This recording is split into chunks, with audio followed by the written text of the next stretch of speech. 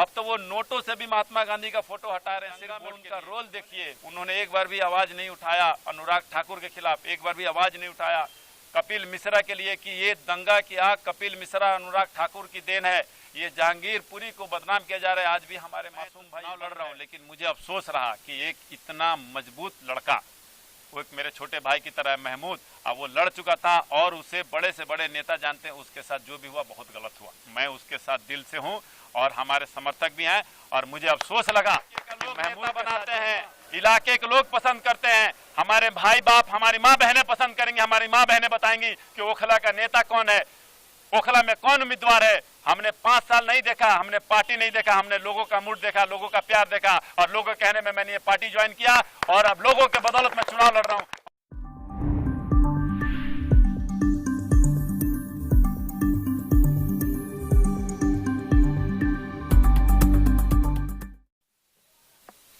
आदाब, नमस्कार, सत श्री अकाल। और मैं अहमद, आज मैं खड़ा हूँ AMI के कार्यालय पे और यहाँ आप देख सकते हैं ये पहले कभी आम आदमी पार्टी का कार्यालय होता था और लेकिन अभी जो है ये कार्यालय AMI का है जिस पे पतंग का निशान है, चुनाव चिन्ह, और ओवैसी जी की पार्टी है ये। आइए मैं अंदर लेके चलता हूँ आपको, ऐसा क्यों हुआ ये। कल तक यहाँ पर एक आम आदमी पार्टी का प्रचार होता था, आम आदमी पार्टी का होर्डिंग लगी हुई थी, लेकिन आज देखते हैं तो ये बदल गया है। यहाँ पे ऐसे घूम के एक बार दिखाइएगा। ये कार्यालय जो है AMI का ये कार्यालय बन चुका है और यहाँ नाजरा परवीन सिद्दीकी जो यहाँ से ये कौसर इमाम सिद्दीकी जो है लड्डन, उनकी वाइफ हैं जो टिकट मिला है उनको। आइए मैं बात करता हूँ यहाँ पर। ये मेरे सामने कौसर इमाम सिद्दीकी उर्फ लड्डन यहाँ मौजूद हैं, जो कल तक कार्यालय ये आम आदमी पार्टी का कार्यालय हुआ करता था। अचानक ऐसा क्या हो गया कि ये कार्यालय चेंज हो गया एकदम? बिस्मिल्लाहिर्रहमानिर्रहीम, अस्सलाम वालेकुम। कार्यालय चेंज इसलिए हो गया क्योंकि मैंने पार्टी बदल ली और मैंने ये लोगों की डिमांड पे, जो लोगों की मांग थी कि आप चुनाव लड़ो, पार्टी से कुछ नहीं होता है, पार्टी सिंबल देती है, इंसान की एक अपनी पहचान होती है और वो पहचान इलाके के लोग देते हैं, इलाके के लोग जानते हैं कि कौन आदमी कैसा है। ये लोगों की मांग थी कि आप चुनाव लड़ो और आप चाहे किसी भी पार्टी का सिंबल लाओ, तो मैंने उस पार्टी का सिंबल लाया जो हमारे कौम के लिए पूरे हिंदुस्तान में अकेले आवाज़ उठाती है, पार्लियामेंट से लेके दुनिया के हर कोने में अपनी आवाज़ उठाती है और बताती है अगर कोई भी सेंट्रल में गवर्नमेंट अगर हमारे कौम को बदनाम करने की कोशिश करती है तो वो अकेले जवाब देते हैं। मुझे अच्छा लगा, मैंने लोगों से राय लिया, लोगों ने मुझे बोला कि आप जिस इलाके में उस इलाके में ऐसा आदमी की ज़रूरत है जो अकेले हिंदुस्तान में आवाज़ उठाता है। मैं जिस पार्टी में था उस पार्टी में जो था उस पार्टी की रणनीति मुझे समझ में नहीं आई। उस पार्टी की हमारी कौम के लिए जो आवाज़ें उठ रही हैं, हर महीने में एक एक स्टेटमेंट केजरीवाल साहब का जो है, वो तो देश को आज़ाद करने वाले महात्मा गांधी तक का फोटो हटाने को तैयार हैं। अब तो वो नोटों से भी महात्मा गांधी का फोटो हटा रहे हैं सिर्फ वोट के लिए। उन्होंने अगर कहीं भी खड़ा होके, आप हमारे दिल्ली में कोरोना के टाइम जो हमारे मरकज पे जो हमारे भाइयों के साथ जो कांड हुआ, जिसमें केजरीवाल साहब कुछ भी बोल सकते थे और भी बहुत सारी बातें थे, उसके बाद दंगा होता है, उस दंगा में उनका रोल देखिए। उन्होंने एक बार भी आवाज नहीं उठाया अनुराग ठाकुर के खिलाफ, एक बार भी आवाज नहीं उठाया कपिल मिश्रा के लिए कि ये दंगा की आग कपिल मिश्रा अनुराग ठाकुर की देन है, ये जहांगीरपुरी को बदनाम किया जा रहा है। आज भी हमारे मासूम भाई बंद है, किसी का औलाद बंद है, किसी का हस्बैंड बंद है, किसी का भाई बंद है। आप देखो जाके उनके घर का हालात जाके देखो, उनके आंसुओं को पूछने वाला कोई नहीं है। मैं आपको बता दूं, केजरीवाल साहब की जो नीति है, अब वो गुजरात गए हैं तो वहाँ से वो नोट धनरश्मि बना रहे हैं। इन्हें सोचना चाहिए कि ये नोट हिंदुस्तान की करेंसी है, ये हर आदमी रखता है, हम भी रखते हैं। कभी हमारे लिए भी कुछ अनाउंसमेंट करें, हमारे भी साल में एक बार हज के लिए जाते हैं, उसके लिए वो स्टेटमेंट दें, कुछ तो करें सिर्फ वोट पाने के लिए। हमारे देश के लोगों ने केजरीवाल को एक मुख्यमंत्री इसलिए माना, अन्ना हजारे के सहारे आज दिल्ली पे जो राज कर रहे हैं और हिंदुस्तान में राज करने को चाह रहे हैं, वो इसलिए हमारे कौमों ने कांग्रेस को इग्नोर किया और इन्हें अपनाया। ये जो भी फंडा पास कर रहे हैं, जो भी दे रहे हैं पानी बिजली, उससे डबल फायदा ले रहे हैं। फायदा ये ले रहे हैं कि हमारे वोट ले रहे हैं, हमारे साथ सौदा कर रहे हैं। अगर हमारे कौम को और ओखला के लोगों को अगर वाकई में अगर इससे जूते मारने हैं और इन्हें ठोकर मारने और इन्हें दिखलाना है कि हम डिसीजन खुद लेते हैं, देश में हमारा भी हक है, हम अपने हिसाब से फैसला लेंगे, तो इंशाअल्लाह ताला जो हमारे सामने आवाज उठाएगा हम उसके साथ उसके पीछे रहेंगे और हिम्मत के साथ उसका साथ देंगे और वोट करके जिता के उसको और मजबूत बनाएंगे। अच्छा, मैं एक चीज और पूछना चाहूंगा आपसे कि जहां सर्वे में ये पाया जा रहा था कि एक और प्रत्याशी हैं कार्यकर्ता महमूद नाम आता है जहां तक, और एक आपका नाम आ रहा था, तो टिकट दोनों में से किसी एक को होना था, तो ऐसा क्या एकदम होता है कि टिकट कहीं और पहुंच जाता है? इलाके में मैं भी घूम रहा था, मैं भी आम आदमी पार्टी का भावी प्रत्याशी था, महमूद पूर्व प्रत्याशी था और पार्टी में लगा था। इसमें कहीं से कहीं तक कोई दो राय नहीं है कि जहां भी मैं जाता था लोग मुझसे ये कहते थे आप और महमूद हो, आपकी फाइट महमूद से, महमूद की फाइट आपसे है टिकट के लिए, बाकी तक कहीं जिक्र ही नहीं था। मांगने वाले टिकट बहुत से लोग होते हैं, महमूद मेरे से पुराना आम आदमी पार्टी का कैंडिडेट था, सिपाही था, इसमें कोई दो राय नहीं है कि उसको हमारे आम आदमी पार्टी के एक से एक नेता जानते हैं। हमारे साथ क्या हुआ वो तो बात की बात है, मगर मैं तो चुनाव लड़ रहा हूं, लेकिन मुझे अफसोस रहा कि एक इतना मजबूत लड़का, वो एक मेरे छोटे भाई की तरह महमूद, अब वो लड़ चुका था और उसे बड़े से बड़े नेता जानते हैं, उसके साथ जो भी हुआ बहुत गलत हुआ। मैं उसके साथ दिल से हूं और हमारे समर्थक भी हैं और मुझे अफसोस लगा कि महमूद के साथ जो हुआ। इलेक्शन आता है 5 साल बाद, 5 साल में एक बच्चा पैदा होता है तो अपने माँ बाप को पहचान जाता है, 5 साल में पार्टी कहाँ जाएगी कोई नहीं जानता है, 5 साल में जगह कहाँ से कहाँ जाएगी, 5 साल इंतजार करना बहुत बड़ी बात होती है। लोग भूल जाया करते हैं, कोई नहीं भूलता है, वो किस लालच में काम कर रहा है, वो बिना पद का इतनी मेहनत कर रहा, क्या पार्टी इस लायक उसको नहीं समझी? पार्टी क्या लालच फंड पे तो कोई 4 दिन का आदमी पार्टी ज्वाइन करेगा उसको टिकट मिल जाएगी? मैं नहीं मानता हूं। मुझे उम्मीद दिख रहा कि आम आदमी पार्टी ओखला विधानसभा में ये जो काउंसलर का सीट अगर 1 से 2 जीत ले तो बहुत बड़ी बात है।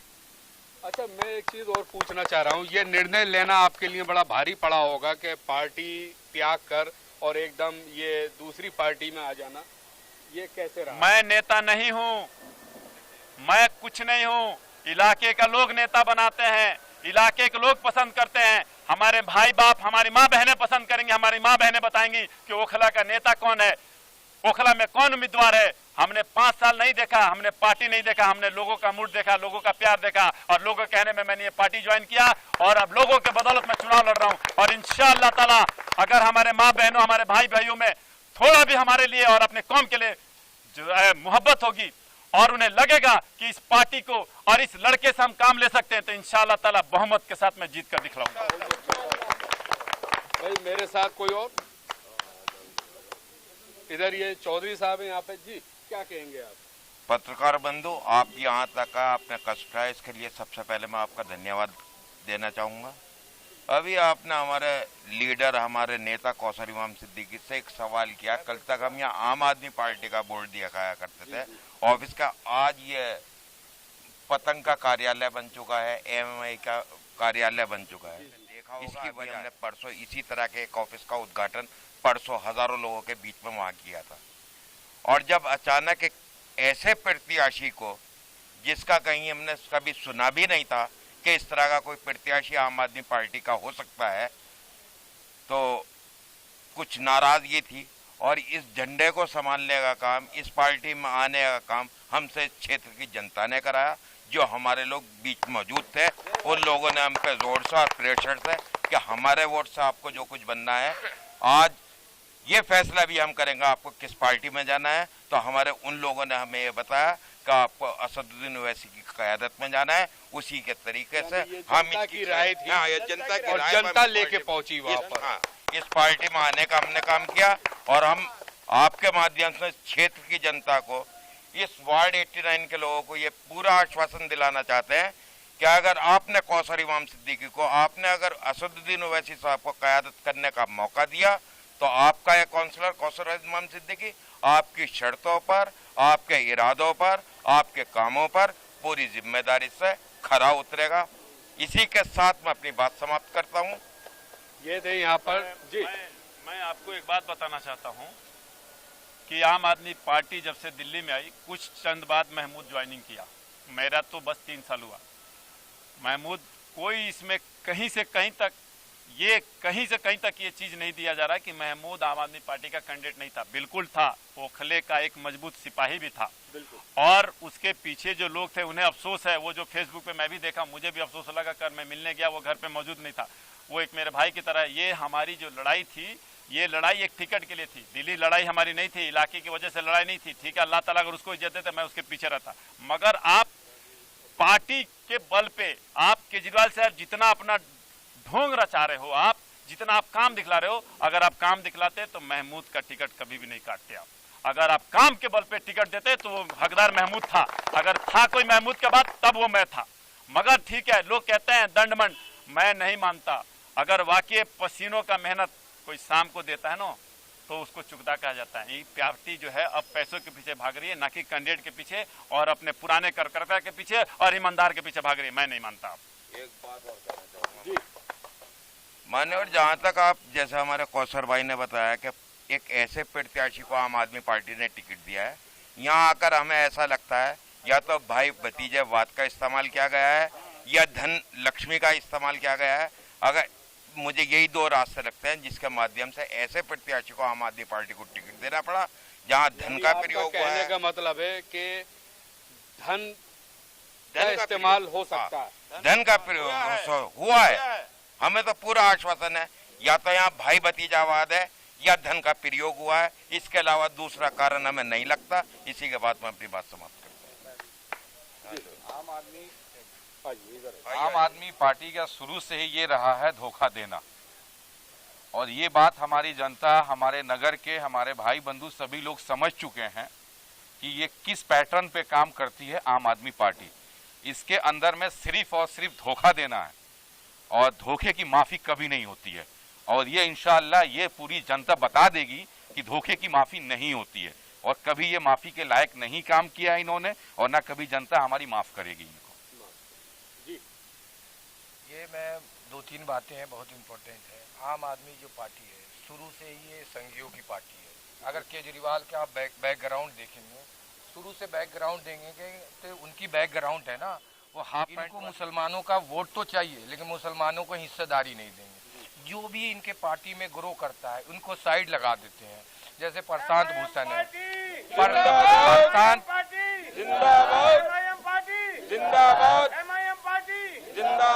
प्रशांत भूषण ने इमाम सिद्दीकी, नाजरा परवीन, असदुद्दीन वैसी, कौसर इमाम सिद्दीकी, नाजरा परवीन। प्रशांत भूषण ने अपने पर्सनल फंड से पार्टी को खड़ा किया, वो सबको मालूम है। जब वो एक्टिव हुए, जब देखे कि ये भी आगे बढ़ रहे हैं, केजरीवाल ने उनको साइड कर दिया। उसके बाद से जो अभी स्वराज इंडिया चला रहे हैं योगेंद्र यादव, वो भी पार्टी के एक बड़े लीडर होते थे, फाउंडर मेंबर थे, उन्होंने खड़ा किया। जो भी इनके पार्टी में थोड़ा सा आगे बढ़ता है या इनको दिखता है, ये साइड कर देते हैं। और रहा सवाल मुसलमानों की, मुसलमानों के साथ ये खड़े नहीं है। इनके टिकट बंटवारे हुए, उसमें भी रेशियो देख लो, मुसलमानों को क्या कितना इन्होंने टिकट दिया। ये गुजरात में जाके चुनाव का वोट तो मांग रहे हैं, बिल्किस बानो के ऊपर एक वर्ड भी नहीं बोल रहे हैं। इनको मुसलमानों का वोट चाहिए लेकिन मुसलमानों के मुद्दे नहीं चाहिए। सीएए का प्रोटेस्ट चल रहा था तो कह रहे थे मेरे हाथ में पुलिस होती तो 2 घंटे में खाली करवा देता। जमात जब कोरोना चला था, मरकज में हमारा जो मक्का के बाद जो दिल्ली में है, वो मरकज एक हमारा इरादा है, उस पर इन्होंने ताला लगवाया, FIR करवाया। दिल्ली में आज तक दंगे नहीं हुए थे। जब तक केजरीवाल सरकार रही, दिल्ली में दंगा हुआ, ये लोग सोते रहे। क्या आम आदमी के MLA केजरीवाल को वहाँ पहुँचना नहीं था? अभी वो ताहिर हुसैन पे जब केस हुआ, इन्होंने साइड ले लिया, उनको पार्टी से हटा दिया, उनके साथ खड़े नहीं हुए। अगर इनको सिंपैथी होती तो आज उनके बीवी को टिकट देते और उसको लड़ा के फिर से काउंसलर बनाते। तो ये लोग ऐसे हैं कि सिर्फ संघियों के साथ हैं। और ये लोग कहते हैं ना असदुद्दीन वैसी, ये मुसलमानों की हक की लड़ाई लड़ता है, ईमान की लड़ाई लड़ता है, हर चीज की लड़ाई लड़ता है। एक्चुअली बी टीम जो है वो केजरीवाल है। केजरीवाल, इसकी जब अन्ना आंदोलन हुई, इनकी फंडिंग कहाँ से होती थी, लोग कहाँ से होते थे, अन्ना हजारे कहाँ गए? तो ये सबको मालूम है ये कौन है। और मुसलमान हो या कोई भी कौम हो, इनके पार्टी में अगर जो उभरता, कौसर इमाम सिद्दीकी है, इनके पार्टी में जब लगा कि ये उभर रहा है बंदा, आज ये काउंसलर बन जाएगा, कल MLA बन जाएगा, तो हमारी वजूद खत्म हो जाएगी। इसलिए इन्होंने टिकट नहीं दिया। महमूद था, बहुत दिनों से बेचारा लगा हुआ था, मीडिया का भी बंदा था, उसकी टीम भी अच्छी थी, उसको लोग भी पसंद किया, उनके साथ भी चीटिंग किया। एक नया चेहरा आया, इन्होंने टिकट दे दिया। और टिकट कैसे दिया वो आपको भी मालूम है, आप मीडिया में हमारे से ज़्यादा मालूम है। और यहाँ पे एक सियासत और है, देखो ये लोकल इलेक्शन है, छोटा इलेक्शन है, मुद्दों की राजनीति है, नाला ये सारे सीवर सारे कुछ बह रहे हैं। 15 साल से यहाँ कांग्रेस के काउंसलर हैं, 15 साल से कांग्रेस के काउंसलर हैं। इन्होंने अगर लड्डन भाई को टिकट देते तो वो है ना, नॉमिनेशन के बाद 2 दिन में पब्लिक डिक्लेयर कर देती कि ये जीत गए। ये चाहते नहीं है कि हमारे आगे मुसलमान बढ़े, हमारे आगे कोई, ये ऐसे लोगों को जानबूझ के टिकट देते हैं कि हमारे ये जीते नहीं, हमारा झंडा ढोते रहे, हमारे तलवे चाटते रहे। लड्डन भाई को सारे लोग आए, बोले कि आप असदुद्दीन ओवैसी के साथ जाओ, हम आपके साथ खड़े हैं, तन मन धर्म से खड़े हैं, हम आपको इलेक्शन लड़ाएंगे और जीत कर पहचाएंगे, क्योंकि आप बिना किसी पार्टी के, बिना किसी पद के पब्लिक के बीच में रहते हो, सबके काम आते हो, किसी की मदद करना हो, किसी के यहाँ शादी हो, किसी का कोई भी मामला हो, सीवर हो, कुछ भी हो, अपने जेब से या अपने कार्यकर्ताओं से, ये बिना किसी पद के, बिना कोई काउंसलर एमएलए के सारा काम करवाते। तो कहा कि अगर आपको पद मिलेगा, अगर आप काउंसलर बनते हो तो हमारे बीच में और अच्छे से काम करोगे, स्मूथली काम करोगे। तो हमारे साथ जनता है और हमारे ऊपर ईडी आई, सीबीआई आई, एंटी करप्शन ब्यूरो आई, ये सब हमारे ऊपर क्या है, इसलिए हमें दबाया जाता है। तो कोई जो भी आम आदमी के नेता है या बीजेपी के, ये नहीं चाहते कि कोई नया लड़का उभर के आए, तेजी से ये काम कर रहा है। 15 साल से, 20 साल से, 25 साल से इसने अपना सारा जिंदगी ओखला के लोगों के, जनता के नाम कर दिया। इसलिए मेरे जनता से अपील भी है कि आप इसका बदला हमें पतंग छाप पे वोट देकर, और पतंग छाप पे वोट देकर हमें आगे बढ़ाए कि हम आपके बीचों बीच हमेशा खड़े रहें, आपके काम आए। तो ये इमाम सिद्दीकी कौसर के ये जो लड्डन है, इनका ऑफिस है, कार्यालय है यहाँ पर, और एक बंदा मेहनत कर रहा है 3-4 साल से लगातार पब्लिक के बीच में है, राशन बांटना, पब्लिक की सुनना, हॉस्पिटल जाना, इधर उधर ये सब। लेकिन अचानक टिकट कट जाता है, घोषणा होती है उसी दिन रात को, जिस दिन ये घोषणा आने वाली थी, वहीं एक कार्यालय खोला था काफी बड़ा, और वहां पे लोग 2 से 2,500 3,000 लोग इकट्ठे भी थे। टिकट आने के इंतजार था, वो नाम आने का, लेकिन वो नाम किसी और का आता है। यहाँ से आरिस वाइफ ऑफ सलमा का। तो ये पब्लिक की जो डिमांड थी इनके साथ, ये पब्लिक की डिमांड सुन के और ये एएमआई में चले गए और यहाँ इस पार्टी से इनको टिकट मिला और यहाँ से ये लड़ने के लिए तैयार हैं। लिहाजा अगर कोई भी इस बाइट को देखे, इसको आगे बढ़ाए, ज़्यादा से ज़्यादा शेयर करें और आगे इनको बढ़ाने की कोशिश करें। इसी के साथ मैं अहमद, ज़ियान न्यूज़ एक्सप्रेस, दिल्ली जामिया नगर।